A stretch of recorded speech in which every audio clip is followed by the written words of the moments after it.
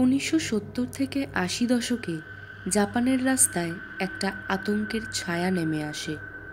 সন্ধ্যা হওয়ার পর রাস্তাঘাট একেবারে জনশূন্য হয়ে পড়ে। জাপানের মতো একটা ব্যস্ত ও উন্নত দেশে এমনটা হওয়া একটু আপত্তিকর হলেও এমনটাই ঘটেছিল সেখানে।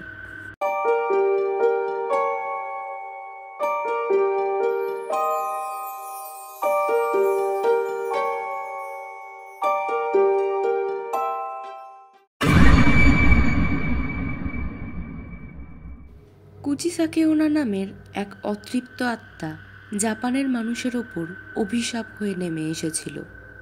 কুচিসাকে ওনার আতঙ্ক গিফু নামের এক জায়গা থেকে শুরু হয়ে আস্তে আস্তে সারা জাপানে ছড়িয়ে পড়ে।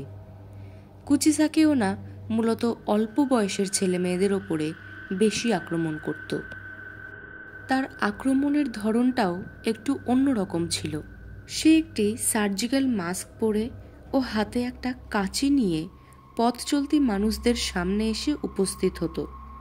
মূলত একা কোনো ব্যক্তিকে সে নিজের শিকার বানাতো।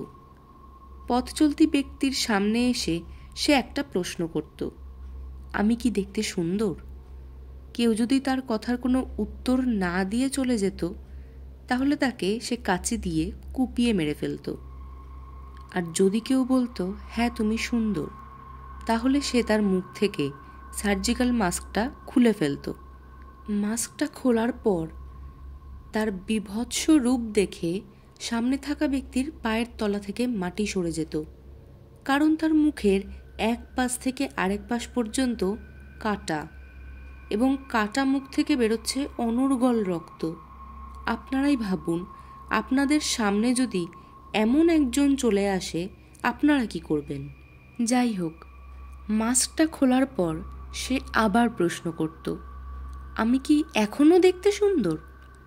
যদি কেউ বলে না, তাহলে সে তাকে তখনই মেরে দিত।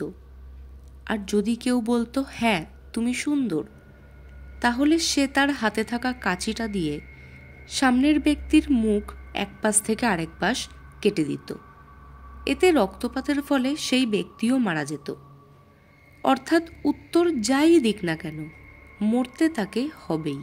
কুচিসাকে ওনার কারণে সবাই বাড়ির থেকে একা বেরোনো বন্ধই করে দিয়েছিল। এবার হয়তো আপনাদের মনে হতে পারে এই আত্মা আসলো কোথা থেকে? আজ থেকে প্রায় 1000 বছর আগে জাপানে একটি সুন্দরী মহিলা ছিল। তার নিজের সৌন্দর্যের প্রতি খুব অহংকারও ছিল। তার বিবাহ হয়েছিল একজন সামুরাইয়ের সাথে। সামুরাইয়ের অর্থ যোদ্ধা। বহিঃশত্রুর আক্রমণ হওয়ায় সামুরাই যুদ্ধে চলে যায়, এবং যুদ্ধ শেষে সে যখন বাড়ি ফিরে আসে তখন দেখে তার স্ত্রী অন্য এক লোকের সাথে সম্পর্কে লিপ্ত হয়েছে। এই দেখে সে রাগে ফেটে পড়ে এবং তার হাতে থাকা তরোয়ালটা দিয়ে সে তার স্ত্রীর মুখ এক পাশ থেকে আরেক পাশ পর্যন্ত কেটে দেয় এবং বলে, এবার তোকে আর কেউ পছন্দ করবে না। এই বলে সে ওখান থেকে চলে যায় এবং তার স্ত্রীও আত্মহত্যা করে। বলা হয় তার অতৃপ্ত আত্মা আজও জাপানের রাস্তায় ঘুরে বেড়ায় তার নতুন শিকারের খোঁজে। 1970 থেকে 80 দশক পর্যন্ত কুচিসাকে ওনাকে প্রচণ্ড ভয় পেত মানুষ। তারপর আস্তে আস্তে তার আক্রমণটা কমে গিয়েছিল। এখন বলা হয় কুচিসাকে ওনার সম্পর্কে যত বেশি কথা বা আলোচনা করা হয়, তার আত্মা হয়তো আবার জেগে উঠতে পারে, আবার রাস্তাঘাটে এরকম আক্রমণ হতেও পারে। কিন্তু এটা কতটা সত্যি তা আমি বলতে পারবো না। তবে হ্যাঁ, এই ঘটনা সেই সময়ে জাপানকে বেশ আতঙ্কিত করে তুলেছিল। ভিডিওটি কেমন লাগলো জানাতে ভুলবেন না। এরকম আরও রহস্যময় ভিডিও পেতে এখনই আমাদের চ্যানেলটিকে সাবস্ক্রাইব করে নিন। দেখা হচ্ছে পরের কোনো রহস্যময় ভিডিও নিয়ে। ততক্ষণের জন্য স্টে কানেক্টেড।